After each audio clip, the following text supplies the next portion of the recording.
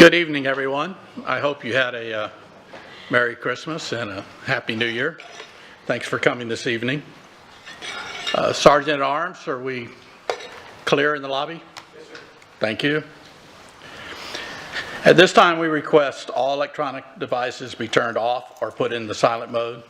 Also, we ask that you please refrain from using flash photography, except during the special presentations portion of this meeting. It is my pleasure to welcome you to the January 10th, 2023 school board meeting. The time is 6 p.m. and this meeting is called to order. We would like to take this opportunity to remind members of the public of the district's mission, which is to ensure that each student achieves his or her highest personal potential and the district's vision to be a world-class school system. Next on our agenda is the approval of the agenda.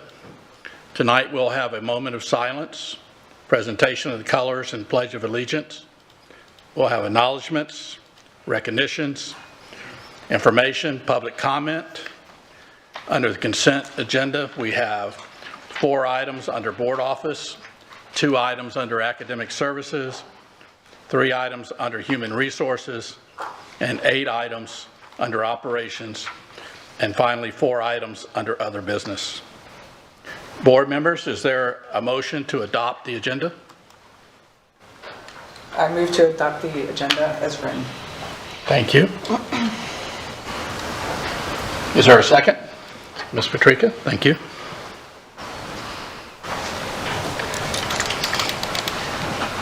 Please record your vote.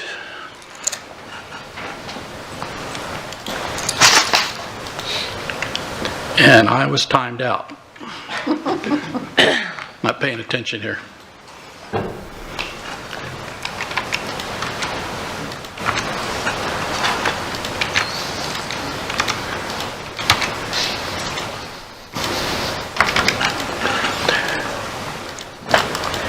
Okay, my vote is also yes. The motion carries, I believe, 7-0. As is, yeah, I'm off here. Right here. Oh, there it is. I'm sorry. She's just fixing it. Sorry, mine is, yes, Okay. please. Thank you. Okay. As is the custom of the board, Mr. Fisher will lead us in a moment of silence, after which Mrs. Giovanelli will lead us in the presentation of colors and the Pledge of Allegiance. Please stand. Thank you, everyone. Want to wish everyone a happy new year and a great second half of the school year. May you bow your heads in silence, please.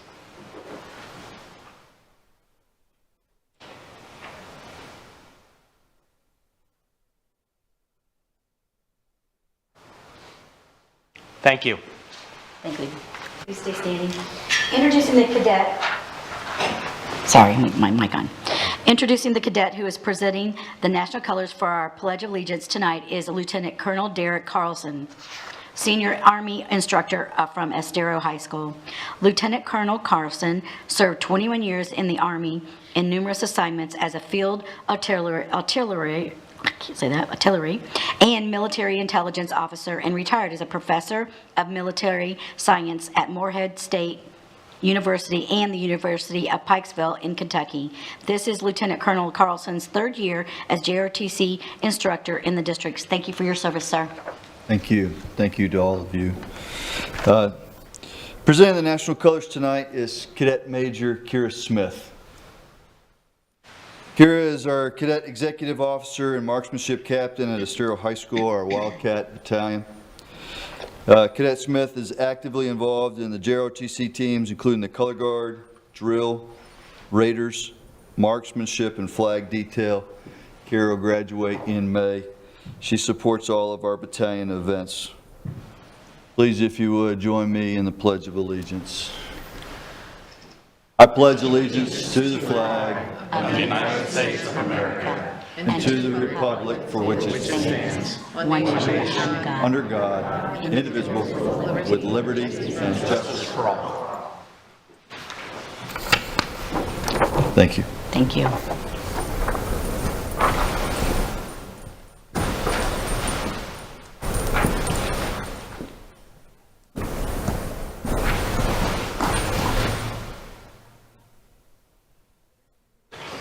Please be seated.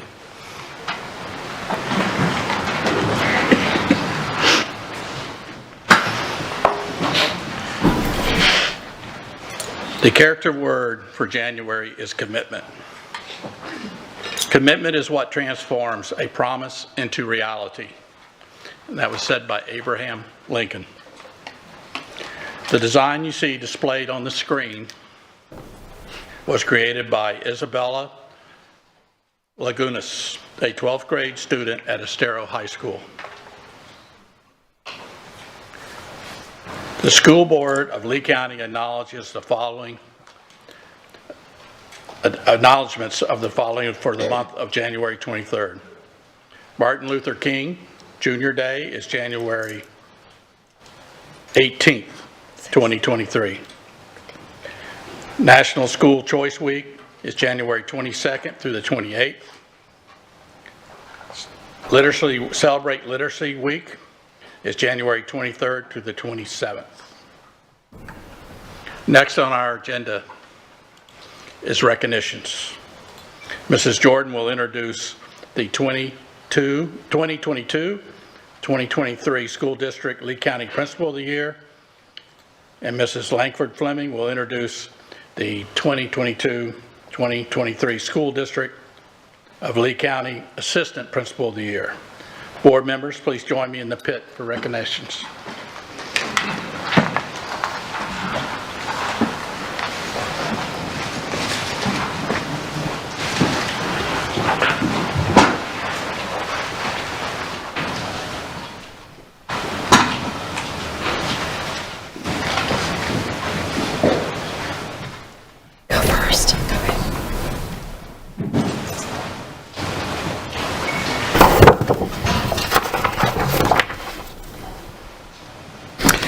I would like to invite someone who's already up here, Ms. Lynn Harrell, Executive Director of Leadership and Professional Development. Please join me. Thank you for joining me. The School District of Lee County is proud to announce the formal recognition of the Principal of the Year. The School District of Lee County Principal of the Year program recognizes outstanding leaders for their contributions to the school and community. The program honors principals who have spearheaded initiatives to increase student achievement, promote safe learning environments, and establish partnerships with the school and community members. The program honors one principal annually as the School District of Lee County Principal of the Year. The Principal of the Year demonstrates exceptional skills and a proven record of success with their school, district, and community, thereby earning the respect and admiration of students, teachers, administrators, colleagues, parents, and the community. District leadership submits nominations for Principals of the Year, and nominees submit a written packet. A selection committee composed of community members and district administrative staff reviewed the nominations and a written packet to select the winner for Principal of the Year. The Lee County's Principal of the Year was announced during a surprise school visit and formally recognized this evening at the board meeting. The school board and the superintendent are pleased to recognize Ms. Brandy Makia. I practiced that like 50 times, Brandy, I'm so sorry. Makia.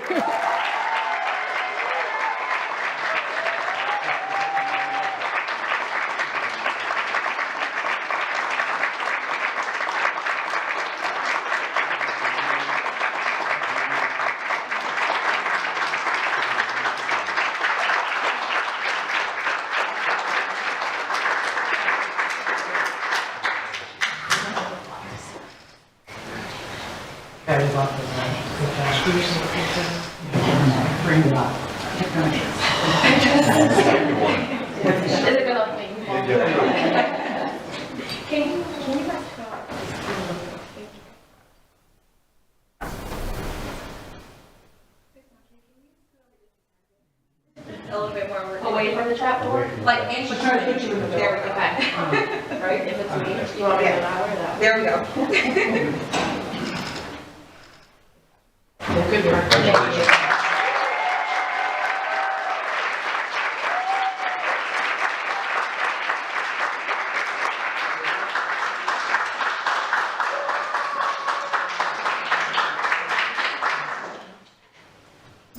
Well deserved. Once again, Ms. Lynn Harrell, Executive Director of Leadership and Professional Development, has joined us at the lectern. The School District of Lee County is proud to announce the formal recognition of the Assistant Principal of the Year. District leadership was invited to nominate exemplary assistant principals for their contributions to the school and community. Through a collaborative effort, district administrators and community members review the nomination forms, written tasks, and overall impact of the nominee to select the finalist to be recognized. The school board and the superintendent are pleased to recognize the 2023 Assistant Principal of the Year, Dr. Joseph Restino, Assistant Principal at Harns Marsh Middle School.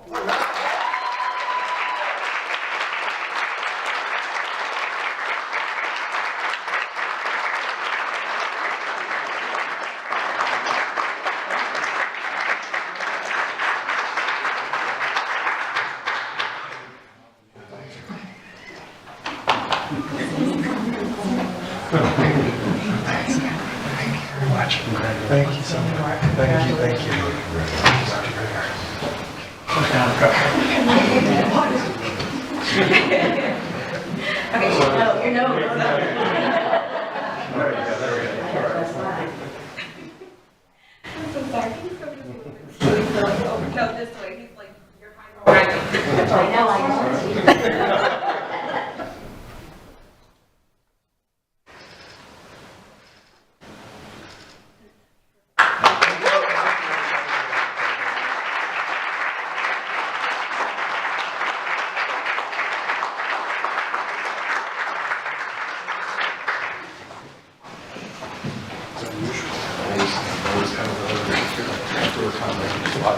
That's perfect.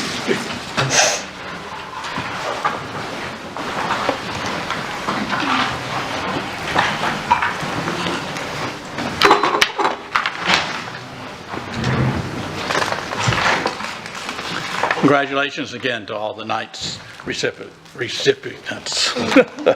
Whoa, that's a tough word for me. Next, we're going to have a report from our superintendent on the Hurricane Ian recovery. Thank you, Mr. Chair. Tonight's brief will be brief. Again, the purpose is to provide an update related to the district's recovery efforts regarding Hurricane Ian. We're used to, at this point, really discussing about 4 separate items, 3 of which are related to our school sites that are still remain impacted by the hurricane. And the other is beginning to look at our long-term projects update and knowing that we'll continue to work with Imperium and our other consultants moving forward.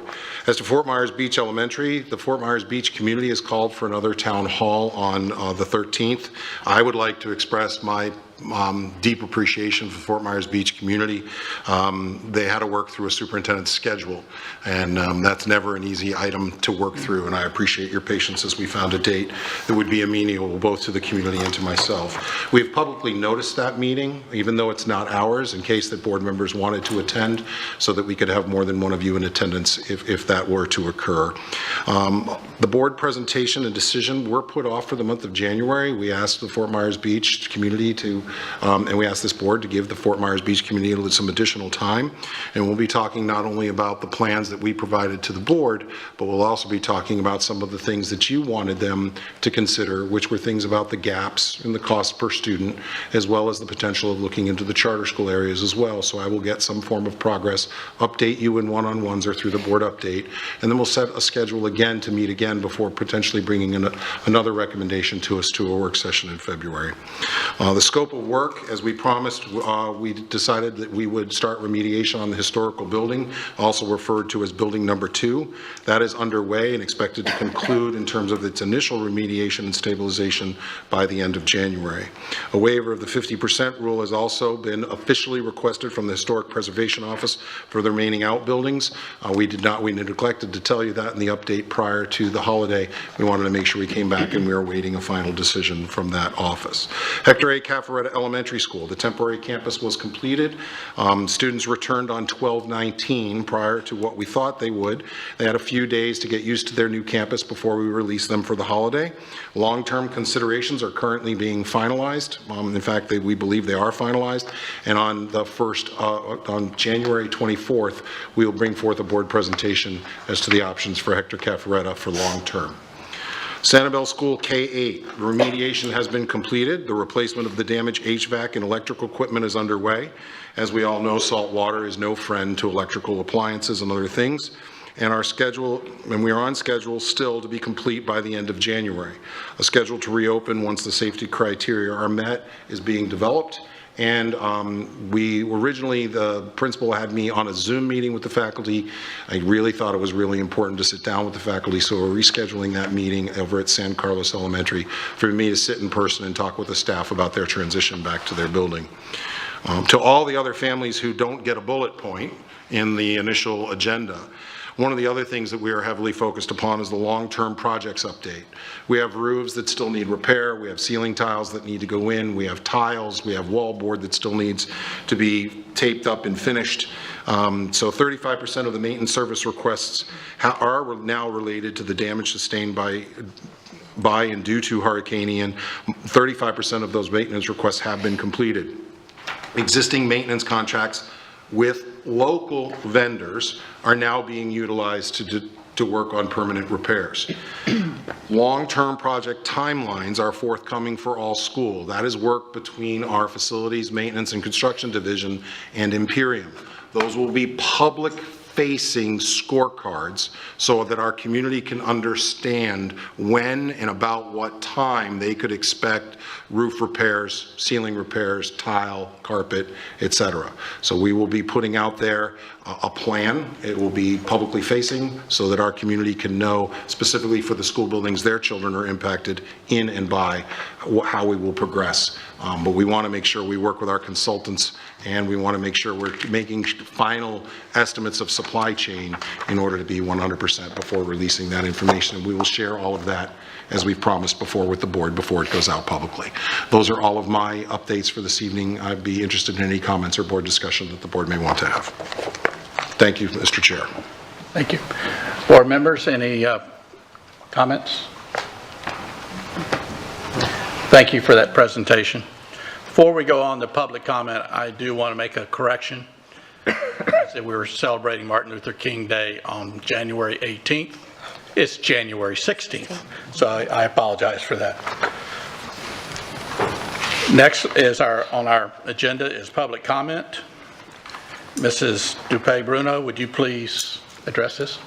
Thank you very much, Mr. Chairman, and good evening. School board policy provides the opportunity at this point in the meeting to address the board concerning any matter on this meeting's agenda or any other matter relevant to the operation of the school district. If you completed a public comment card, please put it in the basket provided. If you need a public comment card, they are provided by our staff. The rules concerning public comment are posted in and will be made from the podium in the front of the center aisle. Please be advised that the board will not respond during public comment to remarks made by speakers. Speakers and those attending the meeting are expected to act in a respectful manner. The purpose of public comment is to provide feedback on school district issues. Abusive language is prohibited. In addition, clapping, hissing, and booing, unreasonably loud and/or offensive language, swearing, cursing, or display of temper during the public comment time is prohibited. Speakers who fail to follow proper decorum in the chambers will be ruled out of order. Any speaker continuing with such remarks will be required to relinquish the microphone per Board Policy 1.11 and may be removed from the chambers. Per Board Policy 1.11, the time per speaker is 3 minutes if there are 20, 2 minutes if there are 30, and 1 minute if there are 31 speakers or more. The maximum time allotted for public comment is 1 hour, 60 speakers. You will find a countdown on the big screen in the front of the room. Once your time has elapsed, the microphone will automatically shut off.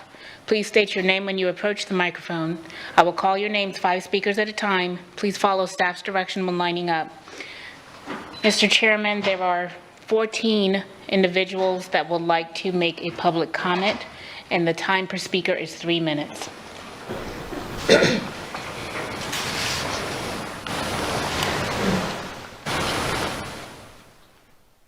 Thank you.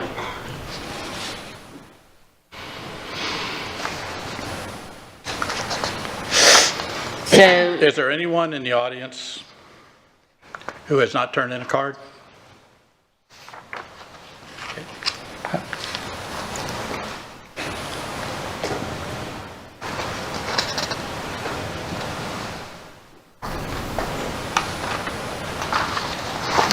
there does not appear to be anyone, Mr. Chairman. Would you like me to move forward? Thank you. At this time, I will call the following individuals: Megan Hall, Kathy Rivadeneira, Yepram Dirvahanyan, Jamie Merchant, Sharon McGill.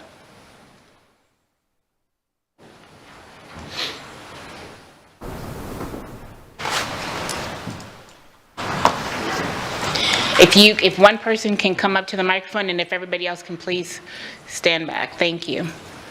And if you could just wait till the clock comes up on the screen, and it'll come to you.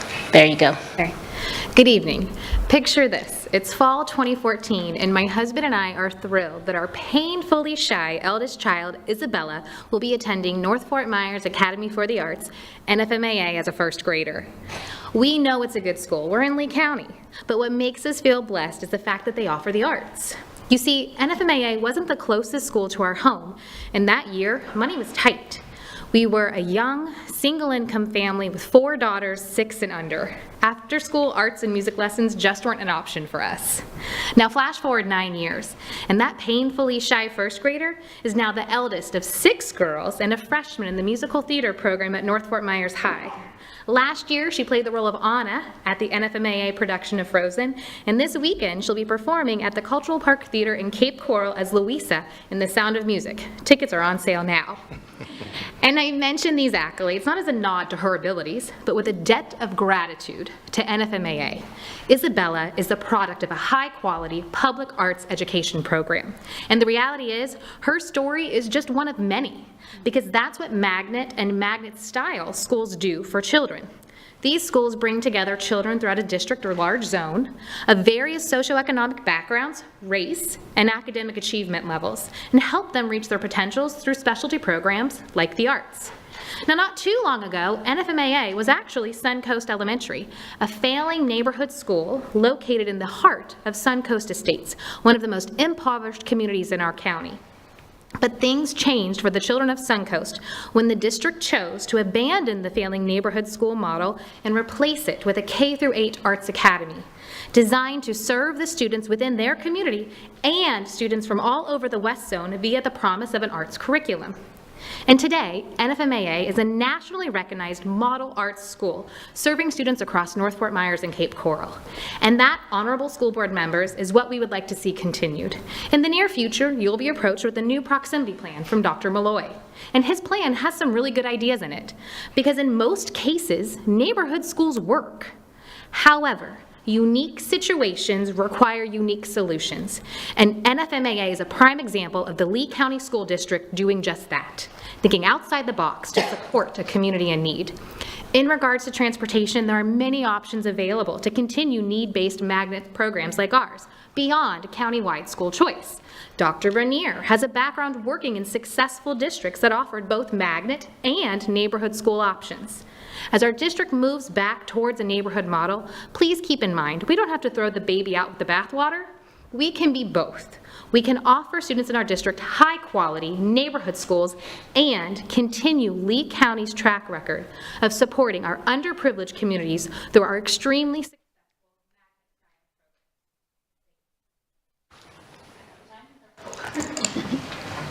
Very good. Excuse me, was that Miss Megan Hall? Yes. Sorry. Yeah.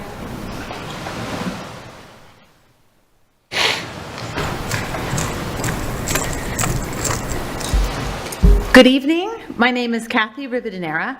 I have been the theater director and educator at North Fort Myers Academy for the Arts for the last 7 years.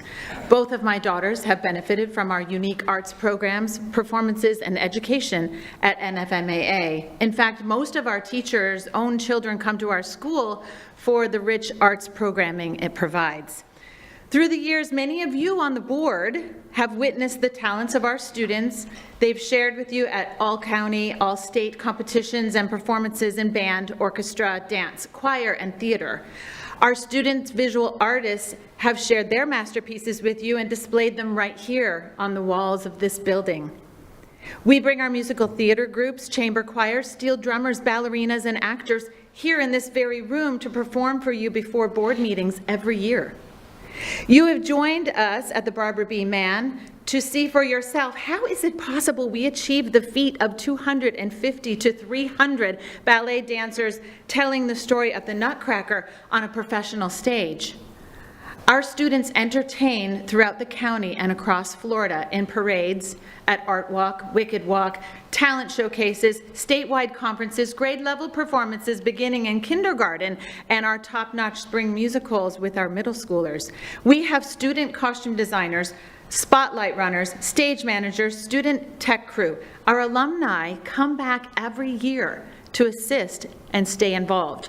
We enrich the lives of thousands of students through the arts. The key to our success lies in the socioeconomic diversity of our student body. NFMAA has a mix of students from different income levels, social backgrounds, and racial and ethnic backgrounds. This type of diversity is created by allowing students from different areas of Lee County to attend our school. Please ask yourself, will this proximity plan allow for socio and economic diversity? Or will all of the students from one area, one background, one income level fill the available spots, leaving no room for the rich blend we currently have? The school district of Lee County has been blessed with this diamond, with this gem that has been 40 years in the making. So many of our other school districts would give anything to have a school such as North Fort Myers Academy for the Arts. Why in the world would any of you want to undo the good work that has been done for you?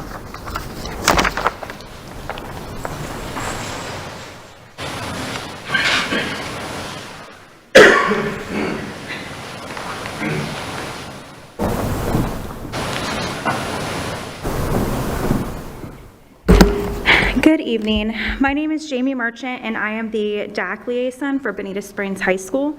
And understandably, due to Ian, DAC as a whole hasn't had a meeting yet, but I am very much looking forward to our first meeting at the end of this month.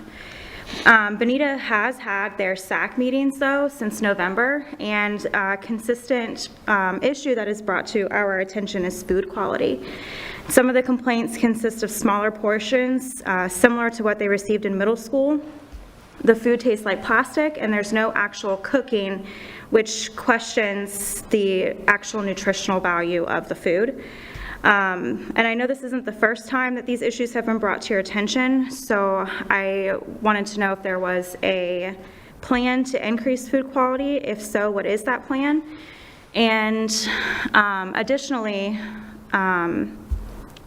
with the lunch waves, I know I have a student that is in first lunch wave, and he gets to come home because he's a senior and doesn't need all-day school. But I have another student that does second wave lunch, and the variety that's available to her during that second wave is not the same that's available during first wave.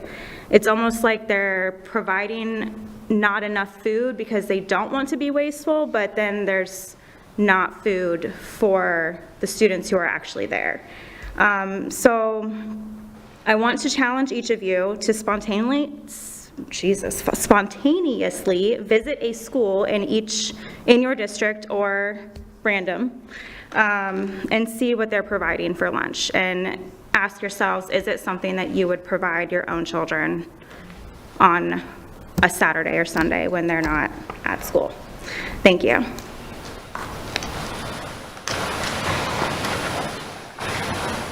I went the wrong way. You got me right. You got me wrong way.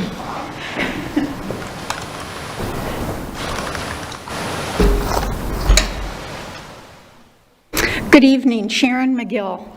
I just wanted to follow up on something that came up this afternoon on the Bright Futures program. Because I'm not quite familiar with all the details of it, nothing was mentioned about students who may not graduate within the 4-year time frame, but they do graduate. Are those students still able to apply for and be eligible for the Bright Futures program. So it's just something that I didn't see addressed this afternoon. I have a grievance about one of the people that are being reviewed for the audit committee today. This is someone who had been appointed to a position on another committee a year ago and failed to show up for the meetings.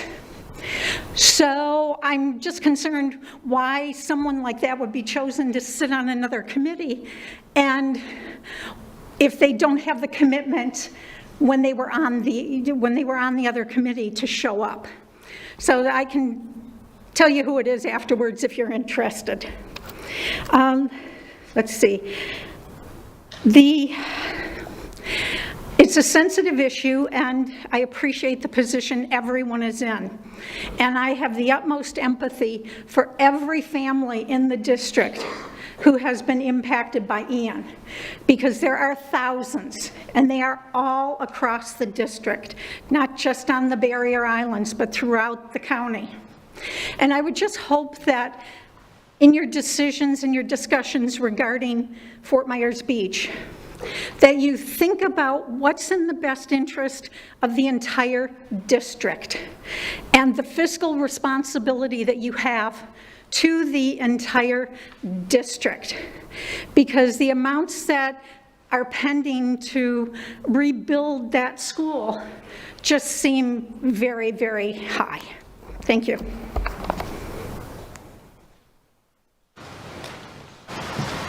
Will the following individuals please line up? Marsha Ellis, Christy DiVigili, Patrick Vanasse or Vanasse.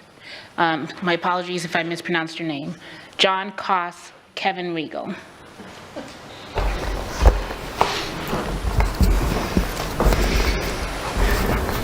You're from Dervahanian, Lehigh Acres, Florida.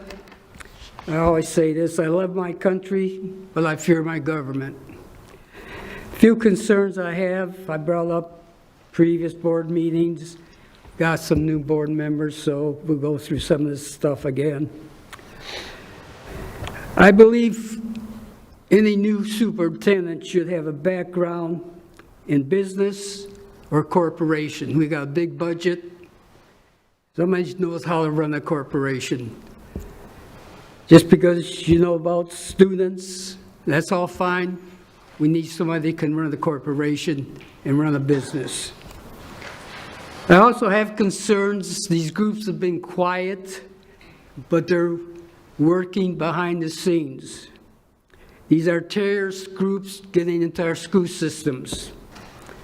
The NAACP, Activa, Black Lives Matters, LGBTQ, they're still out there, and they're working behind the scenes.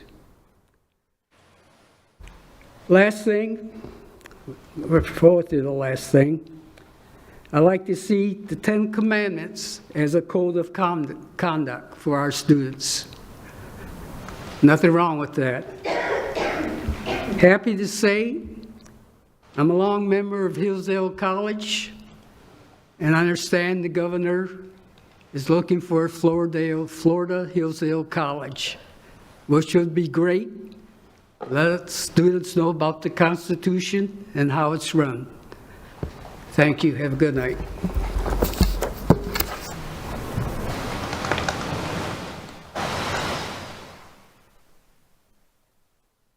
Good evening, Marsha Ellis. Armed citizens in schools. A disturbing snapshot and dark reflection of how the public perceives law enforcement as inadequate and a failure in its mission to protect public safety. It's a personal insult to our sheriff and his department. As a former teacher with the district, I participated in countless drills, including the scenario-based work of Officer Swift, whose daughter I taught. In my observation and experience, deputies and school resource officers are well equipped with weaponry to handle an active shooter. Technology also enhances this preparedness. Adding citizen vigilante guns in schools complicates hazard rather than mitigating hazard. Resources, however, are lacking to coordinate risk follow-up and community services, mental health, and oversight, as seen in the unfortunate death of Destiny Padilla, whom I also taught. Meanwhile, a clear and present danger exists and is escalating on our roadways, slowing response times. There will be a public hearing January 20th, 9 a.m. at Lee Admin East 2nd Street in front of the 18-member Metropolitan Planning Organization Board comprised of all 5 county commissioners and officials from all local municipalities to hear public comment and evaluate amendments to the long-range transportation plan. The MPO board, as required by the Federal Transit Administration, will self-certify federal regulations were met. They have not been. The federal guidance expectation for public participation policy is to consider public input and involvement at key decision-making moments. The proposed Kingston development is a willfully created crisis, adding a proposed 20,000 residents, a city out Corkscrew Road. Reordering transportation priorities and hijacking our tax dollars. Access and construction for Kingston could begin at State Road 82, benefiting Lehigh, keeping Estero safe, and that road widening won't begin, by the way, for 10 years. Colonial Boulevard improvements specifically will lose rank, as will other unspecified road projects named in concurrency report from all over Lee County. Is this have anything to do with? Yes, ma'am, there are buses on the road. Yes, it does. This report identified a deficit of 859 middle school seats in the East Zone, triggering public outrage. I asked that those same leaders that spoke out for fair resources devoted to the East Zone to also speak out for fair, equitable distribution of our road funds. Every journey, I'm going to end with this quote, includes a path not taken, the detour, the crossroads of indecision, and the long way home. Public comments can also be emailed to the MPO directly at dscott@leempo.com by 5 p.m. January 19th. And yes, I would like to follow up that I have spoken before in support of our bus drivers, and they not only have to contend with not having enough people on staff, but they also have to contend with the excessive traffic and construction all over this county. Thank you very much for your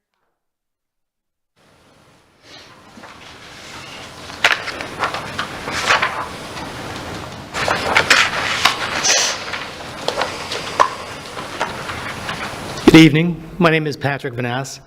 I'm a Fort Myers Beach school parent. It's a pleasure to be here this evening. First of all, I'd like to thank you for the remediation of the historic part of the school that is underway. We are very appreciative of that, and we hope that this bodes to more improvements coming forward. Also, I'd like to invite you all to the second town hall meeting that we will have this week, this Friday at 6 o'clock at the same location as last time. We'll be talking about the future of our school. We are looking forward to having discussions with your staff and any of you that can attend. There is one very important issue that we'd like to discuss. We've expressed that to your staff already, and I hope they come prepared with answers. The issue is related to your Ian recovery consultant that spoke up at your last workshop and also spoke with some of our parents at the beach school site before the holidays. According to that consultant, they're hoping to get 100% recovery for all Ian expenses that the district will incur. In addition to what was said at the workshop, John Koss will be speaking after me. Ask your consultant if that would cover the rebuild of the school and also cover temporary portables on site. And according to your consultant, those are all FEMA eligible. And he believes that the biggest impediment to getting 100% recovery is any delay in decision making and taking action. So we are hoping to get answers regarding this issue this Friday. We hope to get good news. If it is what is expected, and if your consultant is correct, we see no reason why the rebuild cannot begin immediately, and why you would not vote to move forward with portables on site as soon as possible. The only thing that would be left to do is for us to work together, work with you as board members, work with your staff, include some stakeholders from the island, the business community, and find long-term solutions to increase enrollment and to make that school sustainable. So thank you very much for your time. I hope you will be there Friday, and we are looking forward to a very constructive discussion. Thank you.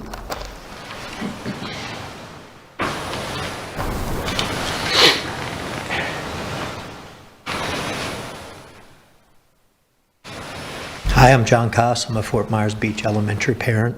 First of all, I'd like to say I hope you all had a happy holidays, and I appreciate all the hard work that you've done for us. It really brings tears to our eyes when we start to see our school start to be renovated. I drive by it, if not every day, every other day. I take my son there to take a look at it, so we appreciate that. I did want to address some of the things that Pat talked about, and some of the comments that I've received from talking to parents in other districts about money, the cost of rebuilding the school. It's my understanding and our understanding at this point that the rebuild of our school and the temporary solution is 100% refundable from FEMA. Your contractor did a very good job in our workshop of explaining that he's expecting 100% recovery of the funds that you put in. So I just want people to know that when we're thinking about the fiscal responsibility of the school, we're not spending the school's budget money. We're spending insurance money and FEMA money that us as taxpayers deserve. That is our money. So I just want that to be clear, because in talking to people in other districts and or whatnot, they bring up the cost of the school. You know, our issue of enrollment and our issue of cost per student, those are real issues. And those are things we need to work through and hopefully partner with. But I'm really hoping in this situation right here, the capital investment that it's going to take to invest in our school is not looked at as a hindrance, because I don't believe it is. And as Pat said, I really welcome you all to come on Friday. I think our last meeting was a very good meeting. I think there was a lot of good communication there, and it's a little bit more of an informal setting to where we can talk to each other instead of one of us just talking to you. I really appreciate it. And once again, I hope you all had a happy holidays. Thank you. Will the following individuals please line up? Jerry Ware, Tracy Fiskler, Allison Fishler, George Fox. Good evening, board. Christy DiVigili, Power to Parent. All right, I've got 3 questions, 1 comment, and 1 attaboy. My first question is policy 2.36, line 14. By following the appropriate process. I would just like to know where that process is detailed, and I'll email you guys after today. I just didn't have time earlier. Second one is regarding policy 4.19, student records. Lines 491 through 495, schools may, without consent of parents, guardians, or eligible students, provide access to school officials to perform an administrative, supervisory, or instructional task, or to perform a service or benefit for the student or the student's family and psychologist within the school district, providing they have a legitimate educational interest. What is a legitimate educational interest? Next one, suicide prevention policy 4.221, lines 48 through 51. When a suicide risk assessment results in the initiation of an involuntary examination, the principal is required to make a reasonable attempt to notify the student's parents before the student's removed from the school, transportation, or school-sponsored activity unless notification is delayed. What is a reasonable attempt? Is that outlined? And unless notification is delayed, is there any expounding on that? Like, it just is very vague. My next one is a comment on the Civil Rights and Equity Guide. Page 8 under proms and dances. So this one's kind of self-motivated. I just want to make sure y'all are going to just inform all the principals about this, because this was an issue with homecoming. It says, well, I don't even need to read it. It's just in regards to proms and dances. I would just like to know if that the principals are going to be made aware of this and that it's going to be adhered, and what are the consequences if it is not adhered to. I will finish with my last 1 minute and 13 seconds with an attaboy. For Dr. Malloy, the proximity plan has been a bear of a project, a grizzly bear of a project. And I had the privilege of attending some of the town halls, and they were run wonderfully. I mean, the parental engagement at the one I was able to attend, and then I had a friend at the other, the parental engagement was there. I mean, he's done a stand-up job with this. And proximity, I know there are people here that have concerns about it, but this is what our district needs. And I just want to thank you all for coming together and in a spirit of collaboration and really working towards getting us to hopefully less congested roadways. So thank you very much and have a good night.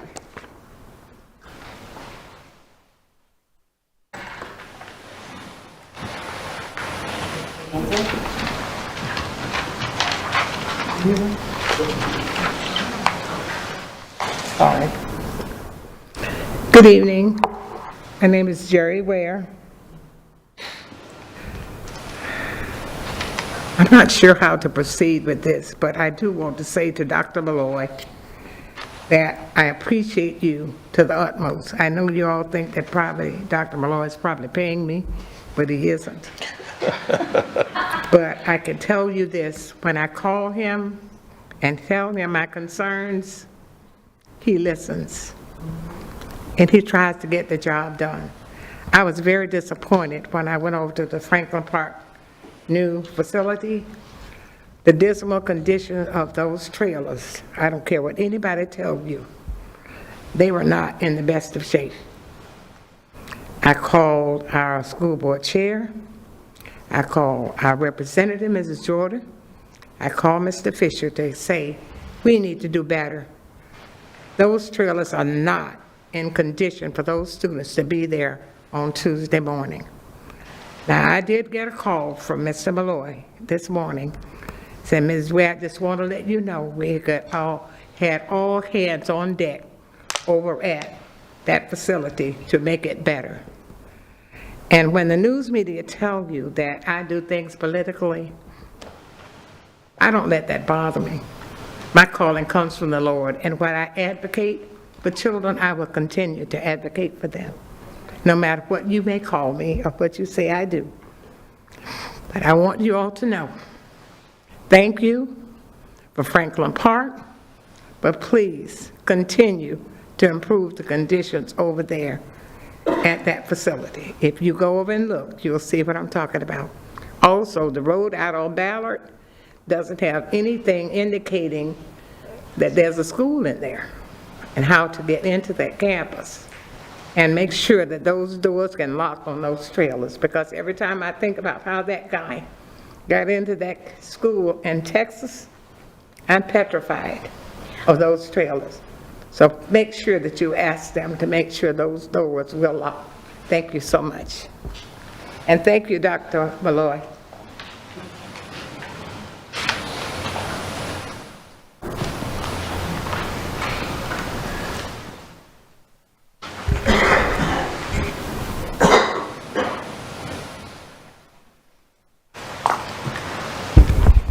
Good evening, chairpersons, fellow board members, Superintendent Dr. Bernier, and Mr. Bruno. I always butcher that name. I just wanted to address three things, if I could. Number one, I wanted to congratulate the principal and assistant principal of the year. If Dr. Restino is still here, I had the pleasure of working with Dr. Restino over a decade ago at Lehigh Senior High School, working next with him, and he is an amazing, amazing person. So that was number one, thank you. Number two, a few days ago, I emailed the board members who are making the choices on the audit committee today to just make sure that you were able to see my application and, of course, put in my service. And number three, I wanted to wish all of you a Happy New Year. Thank you. Could you just state your name, please? Yes, it's Kevin Regal. Thank you.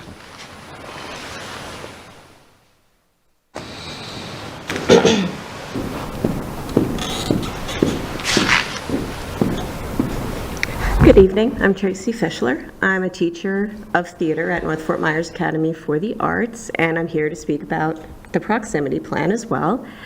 Let me start, I don't have anything prepared. I wasn't planning on speaking, so bear with me. I moved down here in 2015 with 2 children by myself, and my children hated school, hated going every single day. They'd look for reasons to try to stay home. Mom, please homeschool me. So we toured North Fort Myers Academy for the Arts, and my daughter said, Mom, we can skip the skating competition as long as I get to go to school here, after we toured it. And they wanted to go to school. They loved it. It was a big change in my children. I worked as a para there for 5 years. Then they offered me the teaching position for theater as well. And I've made a difference in so many lives, and so has the arts. I had a student sit down one day and say to me, oh my gosh, I can't believe they dumped me in theater. What were they thinking? How do I get out of this class? By the end of that year, she was working as stage manager on one of my shows. I teach set design. We study math. I support classroom objectives. In kindergarten and first grade, whatever I'm doing in class, I am supporting what the classroom teachers are trying to teach as often as I can. I just did a mock trial to support civics in the classroom. So some students, they just need the arts and they need another way to get the information. So I just want to appeal to you in that way because what our school does is very important. Thank you.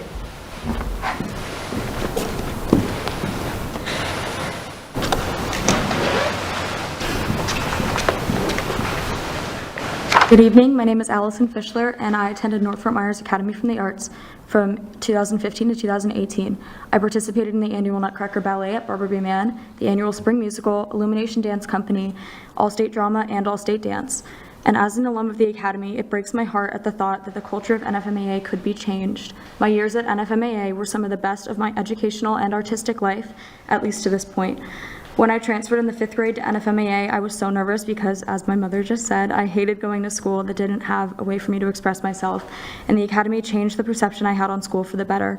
I believe firmly that many students, including myself, would not be who or where they are today without the arts programs that I had the privilege of experiencing. On behalf of all former, current, and future NFMAA students and alumni, please consider providing NFMAA an exemption in the proposed proximity plan. Thank you for your time.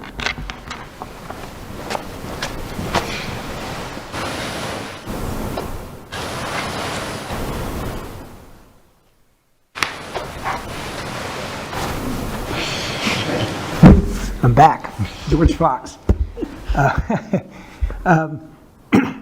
So we've got a new board consisting of new people, and the sales tax will be coming around sooner or later. And I just wanted to come in and comment to the board in public, as I have at the BUPAC meeting and everything, that the sales tax is a gigantic success, and every penny is accounted for and spent wisely.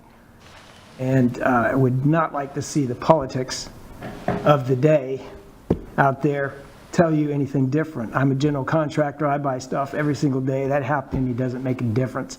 And I don't know anybody who goes into Home Depot and even blinks about spending that half penny. And if they do even are aware of it, they're happy to do it because it's good for the kids. So let's just put any discussion of getting rid of the sales tax away before, nip it in the bud, if it's even an issue for anyone who worked very, very hard. And the people of Lee County approved it. It wasn't something special interest. It was out there, the vote was taken, and it passed. So thank you. The other issue, and this is thinking out of the box, which I'm always trying to do, is, as I was talking with Jada the other day, is the amount of interest that this district pays is incredible. And that is money that just flies out the window and does nothing for anyone other than the people who are holding those COPS papers. And COPS is the worst financial instrument you can possibly use for anything, yet the district is forced to do it. So instead of paying interest, why isn't the district collecting interest? State law won't allow it, but if the legislature were to change it to where the district could take, instead of paying money for interest and debt service, that same money could be put into a sinking fund. You're going to build a school 5 years out. You know it's coming, so you start saving, and you put the money in the bank, and you make interest instead of paying somebody to hold the paper. You see what I'm saying? The only thing it takes is a change in the state law. And there's no reason why a school district, just like you, would encourage your own kid to save money.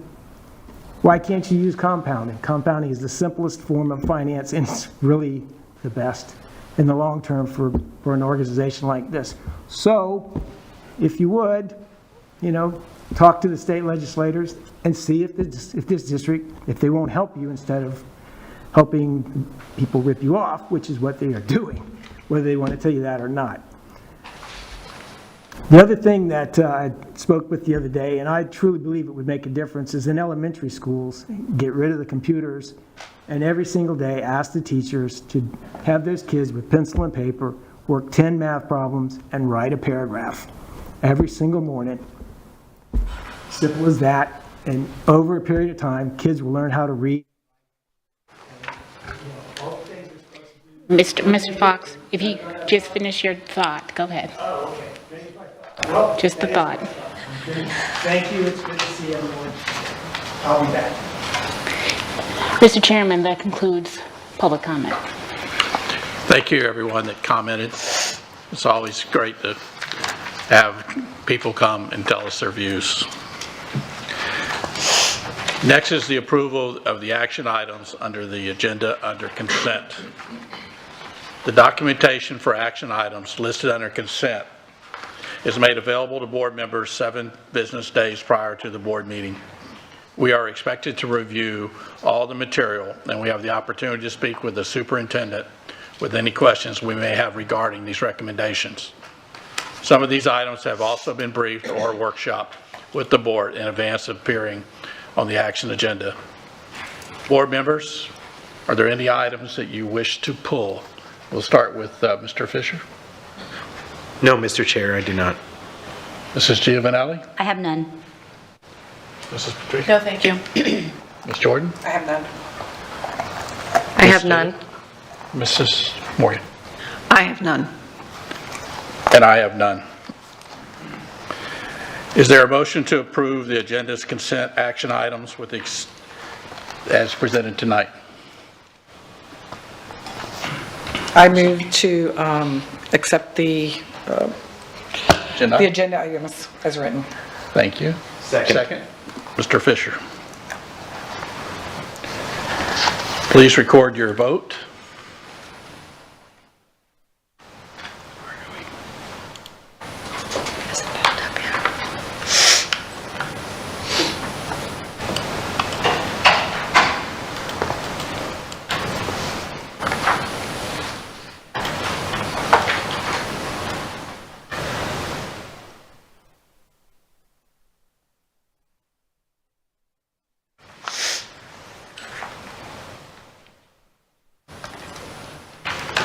Has everyone voted? I am not seeing. I don't see the results. Yeah, I am not seeing the results yet.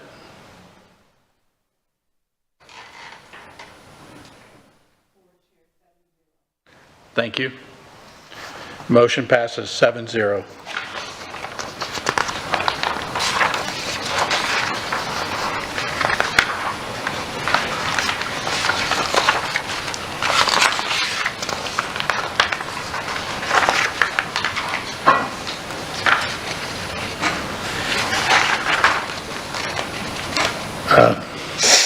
Attorney Bruno, do you have any recommendations tonight? I do not, Mr. Chairman. We'll move on to the good of the order. Nope. Dr. Oh, Dr. Appointments. Oh, I'm sorry. Yes, appointments tonight. Thank you. Mr. Chair, members of the board, with your actions tonight, there have been 3 people impacted in terms of their career here with the School District of Lee County. And ask these individuals to rise, but before doing so, first and foremost, I know they have family members as well as members of their administrative team and their school family with them. Nobody rises to these levels or continues this work without great support, both at home and at work. So we'd like to take the opportunity to recognize Mr. Jared Flynn, who with your actions tonight will become an assistant principal at Varsity Lakes Middle School. Congratulations.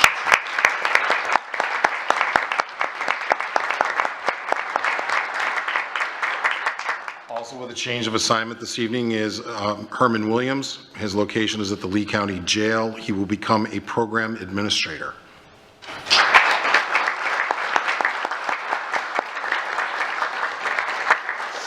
Finally, this evening, James Connect, he will become an assistant principal at Mariner Middle School.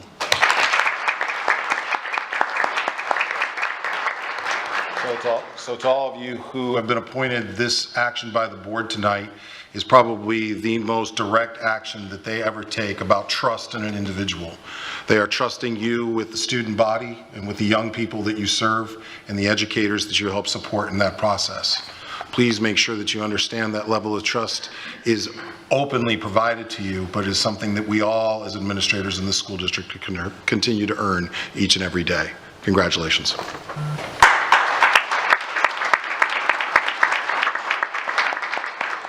Thank you, Mr. Chair. Thank you. Next, we'll move on to good of the order. Mr. Fisher. Thank you, Chair.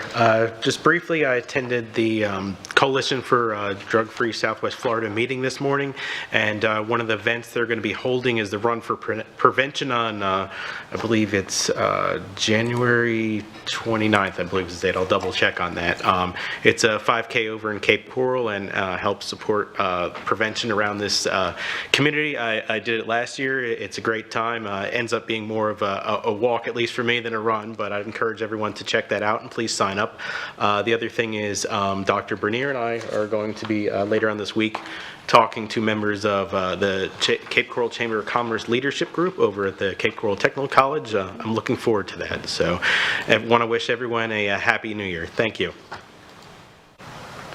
Mrs. Giovanelli. Thank you. First of all, Happy New Year to everyone. I'm excited for 2023. I'm glad to see 2022 go away. I'm sure many of us might feel the same way.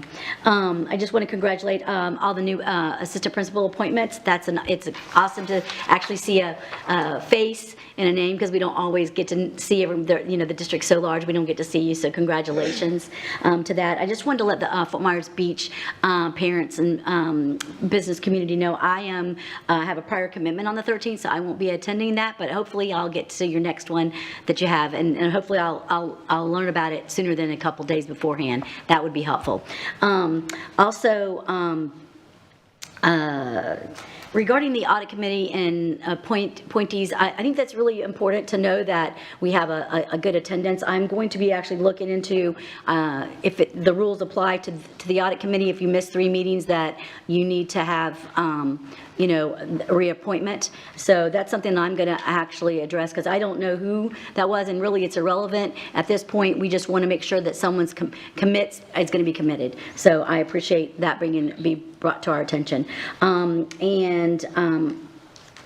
There was a renewal contract regarding the Davis demographics tonight regarding proximity. That is just a renewal contract. I had some calls regarding that, and I think it's really important that we continue our work with the proximity plan and what other opportunities that we have that can help our district in transportation and in for students. So I just wanted to bring that back up, that it was just a contract renewal, that some people were concerned that the proximity plan was already moving forward, and we're not quite there yet. We still have to engage our community more and allow them to have opportunity to speak at a board meeting for at a briefing and so forth. So that's still a work in progress. I just wanted to bring that to everyone's attention, and that's it. Have a great week. Thank you. Mrs. Patrica. Thank you. So I sit here week after week and I say nothing when a specific member of the public insults some of our students and staff. And I'm not the chair, so it's not my job to respond to public comment, but I do think it's important every once in a while for the public to hear that I categorically reject the notion that our LGBT students and staff are part of a terrorist group. Quite to the contrary, our LGBT students, like the vast majority of our students, are law-abiding, studious, hardworking youth who have already had a tremendous positive impact on our community. And the same is true of our LGBT staff. The tremendous positive impact they have on our students every single day enriches our community, not just now, but well into the future. So I appreciate you allowing me to address the public. Those are my comments for this evening. Thank you. Ms. Jordan. Thank you. And thank you, Ms. Patrica, because I was going to say the same, so thank you for that.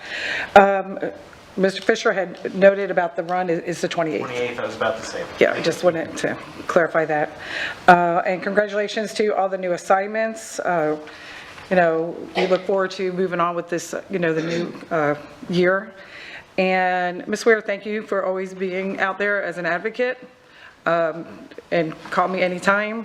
When you do call, it is relayed. It doesn't just sit with me. So I do appreciate, you know, your being out there, being engaged, to being involved. And as I was out there as well, so I did check it out yesterday. I did have an opportunity to go out there again today, but I know yesterday when I was out there, even though we know that they were still working on some of the things out there at Franklin Park at the new location, the children and the parents were excited to be there and look for their teachers and find out where they were going to go. So that kind of filled my heart to see how excited they were to know where they were going to be today. So that was a plus for me as well. As far as other things, I spoke about it today. So North Fort Myers Academy, we know how great that school is. All of our schools are great, but our program there, I hear what you're saying. I was at the proximity meetings, and thank all of you for coming in and sharing all your thoughts, everybody that was here today. And that's pretty much it. Thank you. Mrs. Lightfoot Fleming. Yes, I just wanted to say that it's so wonderful to hear a community come out and talk so passionately about a program that they truly believe in. So all of your comments about North Fort Myers Academy Arts is and hearing from former students is wonderful, is not falling on deaf ears. I'm certain of that. Obviously that program is very rich, and we will continue to listen. I, as a board member, will always invite people to come and get involved in these meetings and communicate with all of the board members. So thank you for taking time out of your evening today, no matter what it is that's on your heart, to share with us as a board. And and we do appreciate the kudos every once in a while. So thank you for that. As far as the Fort Myers Beach community, we are still obviously muddling through that, but you can see that the steps are getting closer. And just thank you so much for coming out and representing your community. Hopefully I can make it on Friday and look forward to hearing from all of you. Happy New Year. I look so forward to this coming year, and spring will be here before you know it. So thank you, and I look forward to a successful year so far. Thank you. Ms. Morgan. Do that again. Sorry about that. That's okay. I do want to thank Ms. Patrica for making a comment. I also reject the labeling of interest groups as terrorists, and I just wanted to put that on the record. I want to thank Dr. Bernier and his the district negotiating team and the town negotiating team for reaching a tentative agreement regarding the teacher salary increase allocation for the 22-23 school year. Thanks to the entire team. It's been a long process, and it's been a difficult process. There's been a lot to consider, and circumstances continue to change and evolve, which also makes it difficult to land a decision. So just wanted to thank all of you who participated. Thank you. And those are my comments this evening. We will be, several of the board members and superintendent and assistant superintendent will be going to Tallahassee next week to meet with our state legislators. We're asking for appropriations for hurricane recovery and also for some other programs that we have scheduled. So we will be gone Monday, Tuesday, and Wednesday, most of us, and we're looking forward to meeting with them.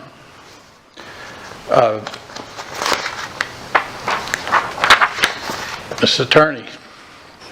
I have none. Thank you, Mr. Chairman. And Superintendent. Mr. Chair, I just have a couple of items. I'd like to echo Ms. Morgan's sentiments regarding the initial proposal regarding TISA. and knowing that we have reached at least that point in our teacher salaries, we still have more work to do, and we look forward to, once we know better where we stand with our tax base and our income, creating something sustainable for our teachers moving forward, as well as our support professionals.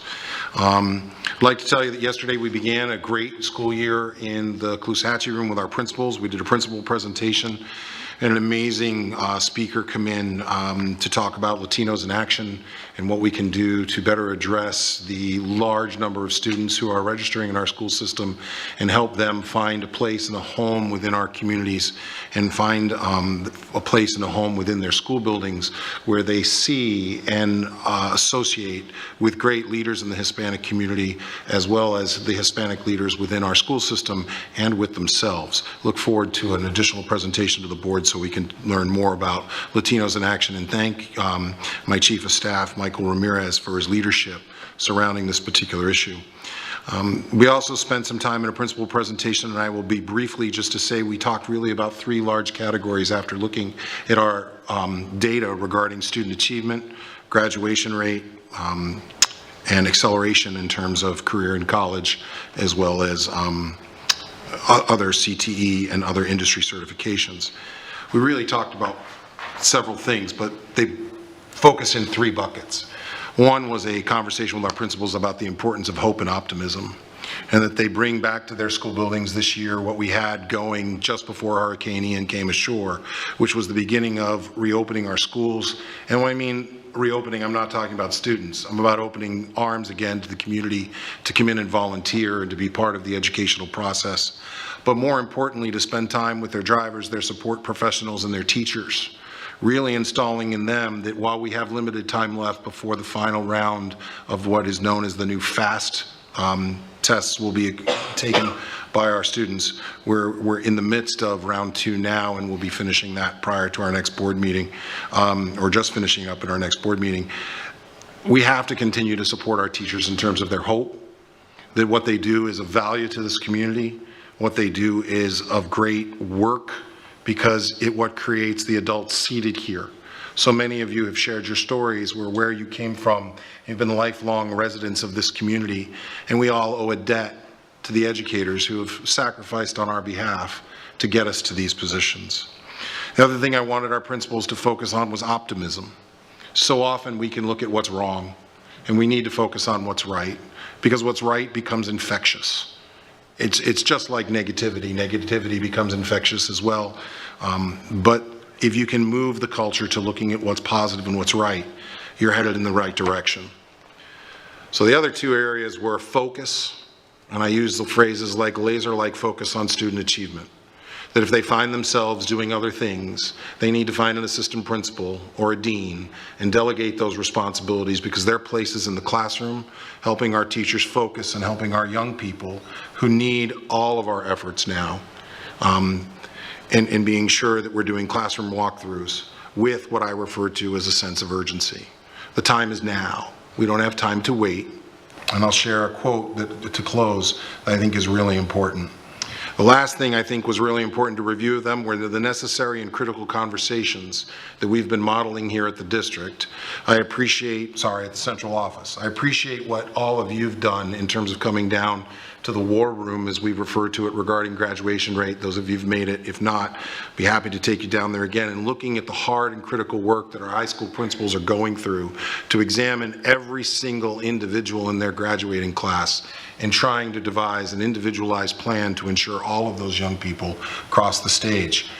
It's been tough work, and it's been a sense of accountability that the group's never had before. But it's accountability with support, it's accountability with knowledge, and it's accountability that's led us to some new and different innovative ideas that we look forward to implementing as we move forward in the spring semester. And you'll be getting your update on graduation rate and what we're doing with standardized testing. I'll share my quote at the very end that I think sets the tone for what we want to do second semester. I echo the sentiments of the Fort Myers Beach community for January 13th. Please come out, please participate. They would love to have you there. Even if you stay quiet and listen, it is always a great opportunity to learn something and learn more about a community that is still grieving and is still recovering. Finally, I'd like to make a provide information regarding a high school choice/open house event that's going to occur. First time ever. In the past, parents have always had to go to individual high schools on individual nights to check out what high schools are offering and what choices are available at all of our high schools. Those open houses still exist. Don't think we've taken those away. But on January 21st, which is a Saturday, this building will be open and parents will have the opportunity to come in and meet with every single one of our high schools and look at what the choice options are, and then maybe make some really informed decisions about which high school open houses they would like to continue to find more information from. I'd like to thank the leadership of our academic services team and specifically our executive directors to make sure that they provided this opportunity for our parents. And not only will it be a high school option because we're targeting mainly 8th graders rising to 9th, as earlier today, we'll also have the opportunity to be talking about Bright Futures, FAFSA, and all those other great opportunities that come way too soon for parents about having to think about what a college education entails. So again, January 21st, it'll be Saturday morning and more information will be available. The final thing I will leave with this is what I said to the principals. And I want to use the words very specifically. I used the word we. I did not say you to them because this is a we issue. It is central office combined with our schools that will make a difference in our children's lives.